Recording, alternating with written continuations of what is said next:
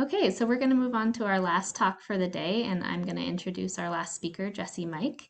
Jesse, if you'd like to get all set up while I introduce you, that'd be great. There you are. Hi.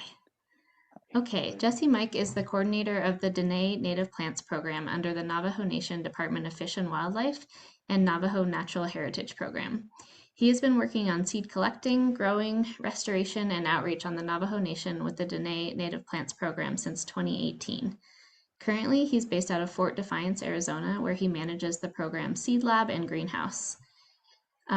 Jesse Mike today will be presenting on the successes and challenges with native plant materials production and restoration on the Navajo Nation.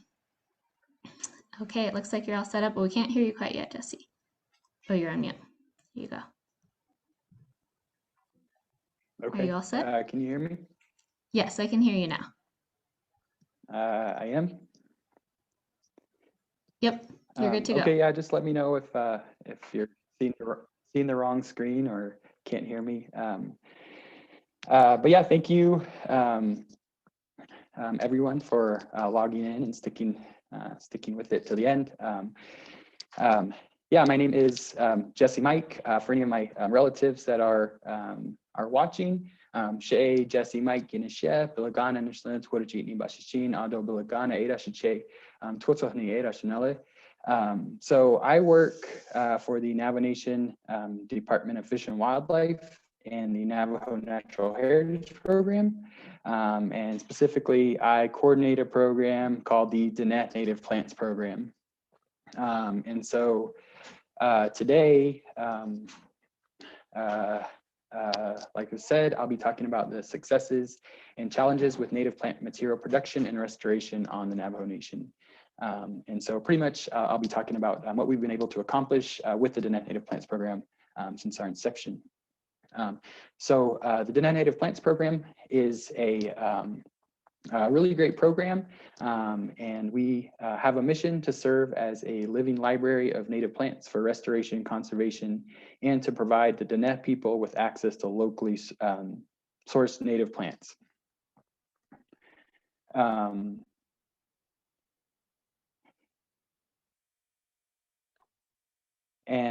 So just before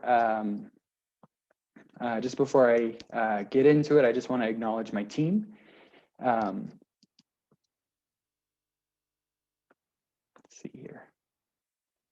Yeah, I just want to acknowledge my team. So Nora Talkington, she's the Navajo Nation botanist. She actually started our program and hired me. In addition to her botanist duties, she helps us out a lot with our program. And then Kelsey Jensen was our horticulturalist. She was in charge of our greenhouse and all of our grow outs, in addition to doing seed collecting and all sorts of with all of our different projects. Unfortunately, Kelsey recently left the program. We were really sad to see her go, but she moved on to better things. But I wanted to acknowledge both of them because they're instrumental in all of these things I'm about to show you. So just some context. For those of you who don't know, the Navajo Nation is centrally located in the Southwest. It covers approximately 27,000 square miles on the southern Colorado Plateau. It's a very geologically and biologically diverse location. And just like the rest of the Southwest, it faces a lot of environmental issues. These are issues that we hope to address with the Dene Native Plants Program and native plants. And so we are headquartered in Fort Defiance, which is this yellow star. And essentially what our program is, it's a native plant nursery and seed bank.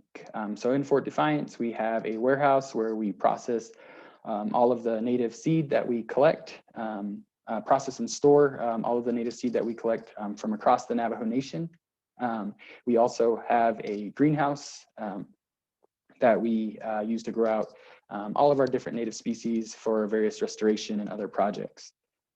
And so we were formally established in 2018. So we've been around for about 4 years. I don't know if we count the last 2 years, but yeah, so we've been around for that long, and I think I'm proud to say that we've accomplished a lot, and we have you know, a lot more stuff in store for the next few years. So one of the major goals of our program is outreach and education for the people of the Navajo Nation. And so we've been pretty successful over the years in hosting native plant workshops that deal with mostly plant identification, seed collecting, and propagation techniques. And all of our workshops occur here in the Navajo Nation, and we mostly focus on Navajo land managers. So these are people who work for the nation. But we also do workshops for schools and youth groups, like you can see in the picture on the left here. And then we also do workshops for various agricultural organizations. Pretty much anyone who's interested in native plants, we'll go and talk to them about it. So we've really found that there's a pretty large appetite for this sort of workshop and information here in the Navajo Nation. And so, we you know, present as much as we can. Our most recent workshop was this fall. We called it our Native Plant Restoration Experience. It was a 3-day workshop. The first day we spent at our seed increase field in Loop, Arizona, and we had the workshoppers help us plant a few hundred native grass and forb plugs into our seed increase field. And this was a good opportunity to teach them not only about native plants, but also the issue of the lack of native plant material, especially here in the Navajo Nation, and this one way to increase the availability of seed for restoration here. The second half of that workshop was spent at Sagi Canyon, Arizona, and this one focused on riparian restoration and erosion control. So we actually got to camp out there at one of our project sites, and we had the attendees plant a few hundred native willow and cottonwood trees in the riparian corridor, and learn about the importance of riparian areas and the importance of riparian restoration. They also installed some wood and stone erosion control structures, and learned about how they could take that back and do some pretty low tech, low cost methods back in their own areas. So these workshops have been a huge success, and we hope to continue doing them.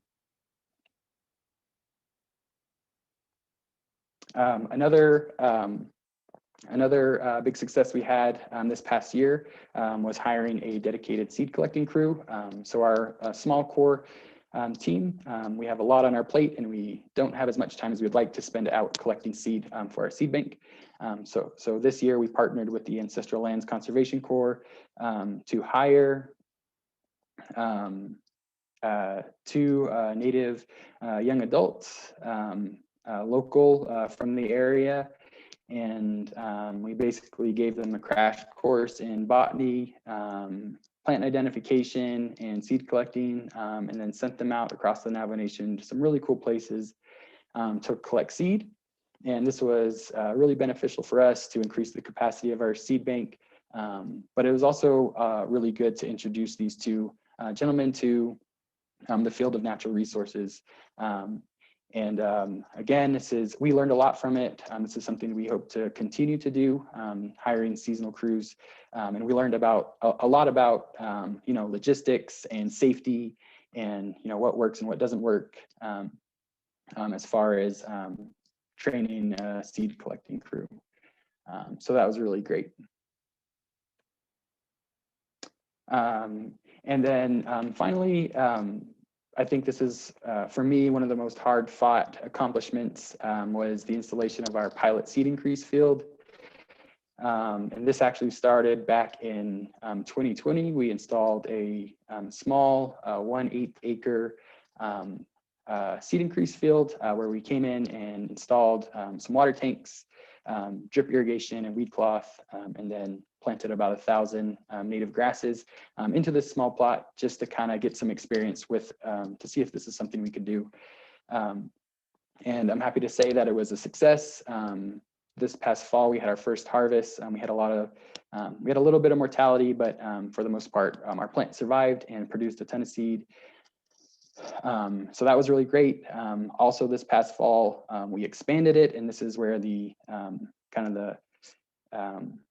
a lot of our work went in this fall into getting thousands of these native grasses and forbs installed into this field. So we went from an 1/8 acre, which you can see on the right, that's our year-old plot, and then we expanded it to a 1/2 acre all this year. We did have help from our workshoppers, but the majority of it, I'd say, was done by myself, Kelsey, and Nora. And it was pretty painful, but we're really happy about it, really proud of it. And I know it's a 1/2 acre, and it probably isn't that big compared to what I'm sure other people do, but we're really proud, and I'm really excited to come back later this year, and see how much seed we can get off of it.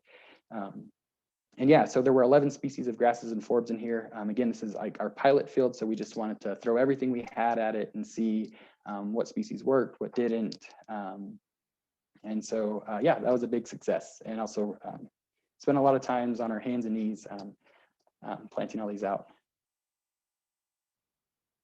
So we also have a lot of challenges to the work we do. And so I just want to talk a little bit about those. And a lot of the times it feels like we're stuck in the mud with these things. But just like this truck, or my truck here, so the first one I want to mention is an administrative challenges. We are a grant-funded program, which is pretty terrifying in itself because we're always looking for funding opportunities. And fortunately, we've been able to string together different funding sources to keep us afloat. But one major problem we have is that the Navajo Nation really doesn't know what to do with us, and just the amount of signatures and paperwork and hoops we have to jump through to get our funding. It can be prohibitively slow. In some cases, it can take up to a year for us to utilize funding. And the reason I wanted to bring it up here is not just to talk badly about the Navajo Nation. I bring it up because we do like collaborating with outside organizations, and we are currently collaborating with a lot of outside organizations. And I guess I wanted to maybe warn any of these potential collaborators that they should expect delays. Unfortunately, we can't just meet someone at a conference and say, hey, let's do this together. There really needs to be more realistic timeframes that factor in this administrative process. And I hope anyone watching who's thinking, hey, let's collaborate with the Diné Native Plants Program, I hope this doesn't scare you away. We really do want to work with people. We just have to kind of add in some extra time to get this work done. And so another major challenge that we're as we grow and start doing more restoration, we're gonna continually run into this problem is the issue of grazing on the Navajo Nation. So overgrazing is a major driver of habitat degradation on the Navajo Nation, and this is both from domestic and feral livestock.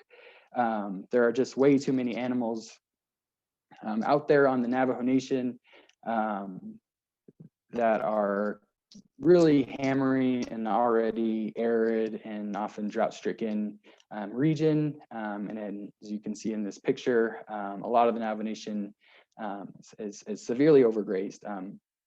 And this is a problem, obviously, just in general for the nation and for the health of the ecosystem, but this is also especially a problem for any of the restoration work we do, because we know that anything we plant out on the landscape or any seeding, anything we do is, unless it's fenced, is just going to get hammered by the livestock. And so currently we do include fencing. We are including fencing in all of our plans for restoration moving forward. But fencing is a big issue because in order to fence and do other restoration activities, it requires the consent of all grazing permittees at a site. And so in general, at one site, there can be several grazing permit holders, and you have to get the consent of everyone, and that's really hard because not everyone is going to want you there on their land. So that's a big problem that we're facing. The other issue is that anytime we're thinking about scaling up, going from a stream to a watershed or to a rangeland, anything big like that, it really isn't feasible for us to fence an entire watershed or rangeland. Again, just for the reason of the consent, but then also the financial for financial reasons. So I wish, thank you. I wish I had a solution for it, but this is something that we're still dealing with now, and still talking about ways to address this issue of grazing. So I just want to end really quickly on some of our future projects to end on a positive note. The one coming up very soon, hopefully, is hiring of a new team member that we're calling our cultural plants coordinator. This person is going to gather Navajo traditional practitioners, bring them together, and try and get anyone with traditional ecological knowledge, traditional uses of native plants, songs, prayers, names, all of that stuff, to kind of gather them all together and really get at the question of what is ecological restoration from a traditional Diné perspective. And we really want to incorporate the information we get from this into our program's activities. So that's exciting. Hopefully we'll have that person on very soon. We have another seed increase field that we're installing. This one, we're working with a local Navajo farmer who's offering up to 2 acres of his plot. So this is really exciting. It's much bigger than anything we've done. So we're still talking about species and what methods we're going to use. But we're really excited to be putting this in and growing our capacity to produce native seeds for restoration here in the Navajo Nation. And then finally, this is ecological restoration. This is a project we've been kind of building to for a few years. This is riparian restoration in our main mountain range here, the Chusca Mountains. And this is just addressing a lot of the erosion and incision that we're seeing in the headwaters of some of our perennial and ephemeral streams up here in the mountains. And so we are going to be doing some fencing, revegetation, and some cool things like beaver dam analogs and induced meandering techniques. But then most importantly, we hope to use the seed that we've collected and produced from our fields to then use it in this project. And so it's a really cool way to kind of complete the cycle of collecting seed increase fields and then putting it back on the landscape, which is really what we plan to do with this program. So we're really excited about that and really excited to get on the ground this year for this project. So with that, thank you for your attention, and I can answer any questions. Thanks, Jesse. Awesome presentation. So we have a few minutes for questions again. And again, I'll be pulling questions from the Q&A section. So if you have questions, put them there. And then if you have questions that you'd like to see answered, give them a like so they move up the ladder. Our first question we have for you is, could you talk a bit more about your field methods? So use of ground cloth, spacing, etc., and seed processing methods such as drying, winnowing, etc. Yeah, so for the seed increase field, like I said, we didn't know a lot about it. Kelsey had worked a little bit on a different field, but so we went with, let's see, so weed cloth, we burned holes in them at 1 foot spacing, and then rows were 3 feet apart. And then we had drip tape run underneath the cloth. I can't off the top of my head think of what they were emitting. But we hope to, we're anticipating only watering. The pandemic, we weren't able to do as much as we wanted, but we're hoping to only have to water the entire field, maybe about once a month. But we're still learning with that. And because we are short-staffed and we weren't able to get in to our warehouse for the pandemic, because of the pandemic, a lot of our seed is kind of just sitting uncleaned. So we're still waiting to get in and start cleaning all that seed we collected from the field. Great, thanks. Next question. Have you been sourcing all of your seeds from Navajo Nation lands? Yes, we have. Yeah, our maybe I didn't say it explicitly, but we do only collect from the Navajo Nation, and we do believe strongly in locally sourced and genetically appropriate plant material. And we think that the Navajo Nation is a very unique place, climatically, geologically, all of that. And so we think that the plants that are going to do best for restoration here in the Navajo Nation are going to be collected from the Navajo Nation. Okay, next question. Who is running the majority of the cattle on the Navajo Nation? What complications arise from that? So I think the majority of the cattle on the Navajo Nation are individually owned.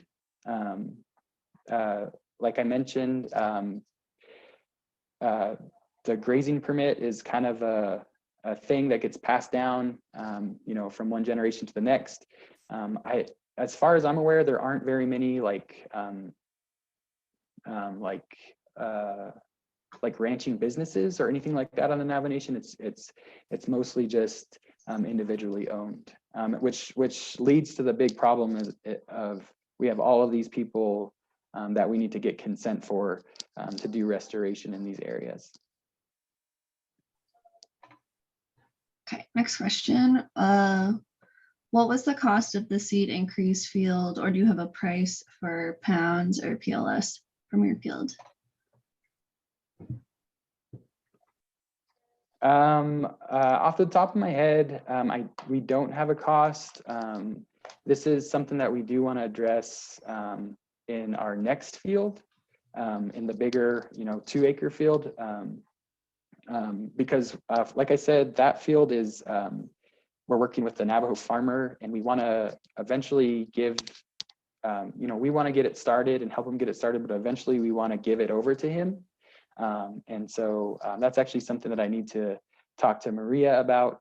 She has been helping us with the contract and stuff, but I really want this new field to kind of have all of those like financial and logistic things taken care of, so that when we do pass it over, this farmer can potentially, have that economic opportunity there. I don't have that. We don't have that for this first field, but with this second one, we hope to have all of that information kind of laid out for this farmer. Next up, can you provide more detail on your field meandering technique? Yeah, so the induced meandering techniques that we want to implement, this is pretty much what it is I stumbled across the book, Let the Water Do the Work. If anyone has heard about it, it's just, it's basically low cost, low tech structures made of stone and wood to get the stream to kind of flow back and forth, like you saw in those pictures. A lot of our streams are just down cutting and straightening out. So what we want to do is come in and use things like the beaver dam analog, which is just made of wood, and also things like stone and rock baffles and weirs, which are put in the stream to get the stream to kind of move back and forth like it would have naturally. But yeah, I've been reading that book, Let the Water Do the Work. That's where that idea came from. But there's just a ton of information out there about these different low-tech, natural on-site material methods to stream restoration. Thanks for the book recommendation. Next question, have you been able to identify restoration opportunities, even on a very small scale, on Diné land that is already protected from livestock, for example, schools or residential areas?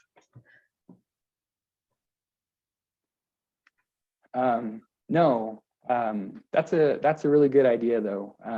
You know, one thing we have thought about is like topographically isolated areas. You know, there are you know, fairly remote mesas and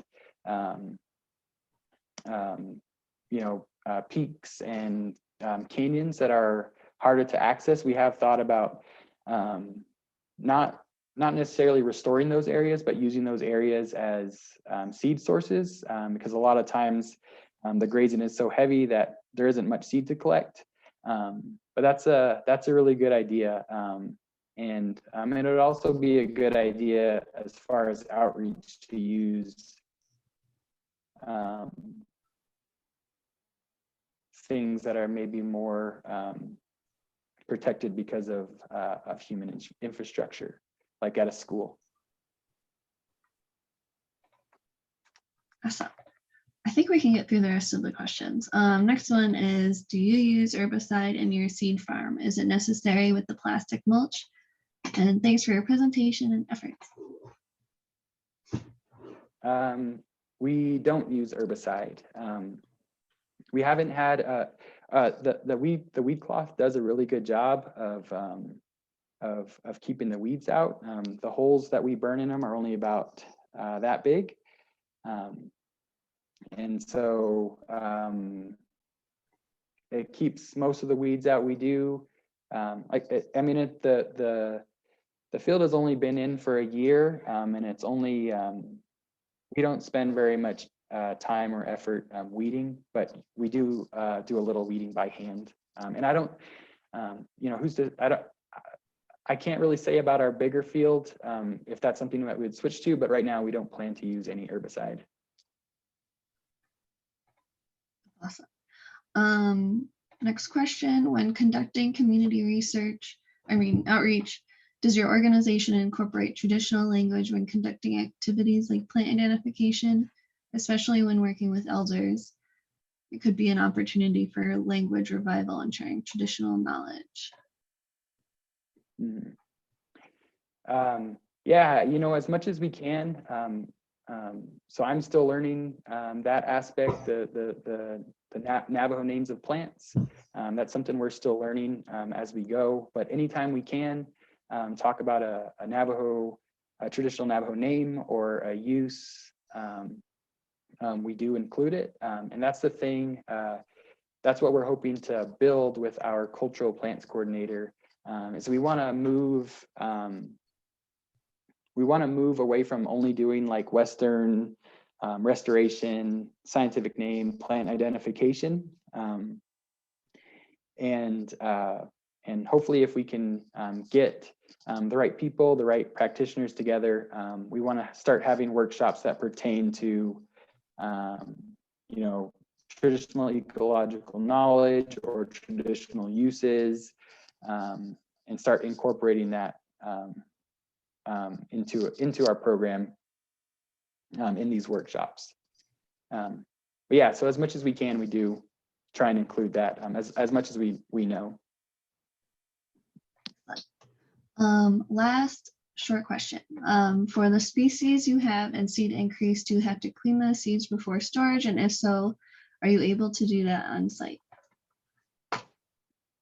So yeah, we will. Like I said, we haven't we've been under short-staffed for a while, and we haven't been able to utilize some of our seed cleaning equipment, but we will kind of go through the whole process of cleaning them.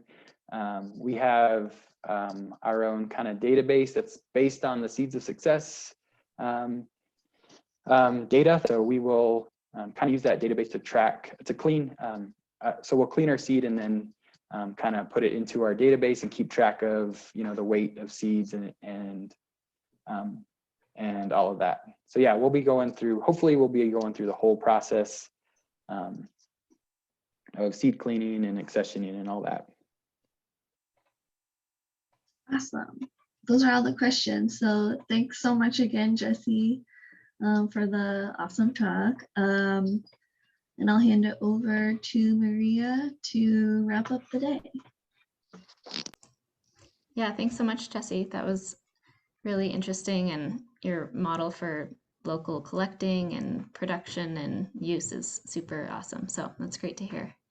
And yeah, thanks again for giving your talk, and thanks again to all the speakers who gave presentations today. I really learned a lot, and I hope everybody did too. And so this wraps up the first day of the conference, and tomorrow we'll be back here at 9 a.m. Pacific, 10 a.m. Mountain. And author Doug Talamy will be kicking us off with a talk on the nature of oaks. And then the rest of the day we have more guest speakers, and we have seed partnership updates from the Northwest and Southwest, and we have grower panels from both of the regions too. Alexis, did you want to add anything? No, just wanted to say thanks again to all of our magnificent speakers and all of our attendees for sticking with us and asking questions, and looking forward to tomorrow. Thanks, everyone. See you tomorrow. Thank you.